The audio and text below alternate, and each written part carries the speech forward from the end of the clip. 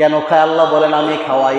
আর রহমানির রহিম, আমার নাম রহমান, আমি মুসলমানকে যেমন খাওয়াবো হিন্দুকেও তেমন, আমি খ্রিস্টানকে যেমন খাওয়াই বৌদ্ধকেও তেমন, সব প্রাণীগুলোকে আমি খাওয়াই। সূরাতুল হুদ খুলবেন 6 নম্বর লাইন 12 নম্বর পারার 1 নম্বর লাইন আল্লাহ পাক বলেছেন ওয়ামা মিন দাব্বাতিন ফিল আরদি ইল্লা আলাল্লাহি রিজকুহা।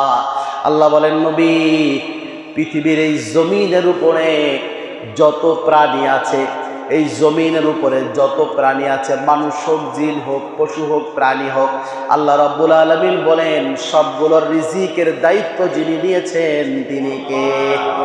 আপনি যদি বিজ্ঞানী হন, বিজ্ঞানকে প্রশ্ন করবেন ওই সাগরের তলদেশে ছোট ছোট পিপিলিকা যেগুলো আছে, ছোট ছোট পোকা যেগুলো আছে, চোখে দেখা যায় না, মাইক্রোস্কোপ যন্ত্র দিয়ে দেখতে হয়, ওখানে তো আপনার নেতায় খাওন পৌঁছায় না, আপনার পীর সাহেব খাওন পৌঁছায় না, আপনার চেয়ারম্যান খাওন পৌঁছায় না, সভাপতি সাহেব খাওন পৌঁছায় না।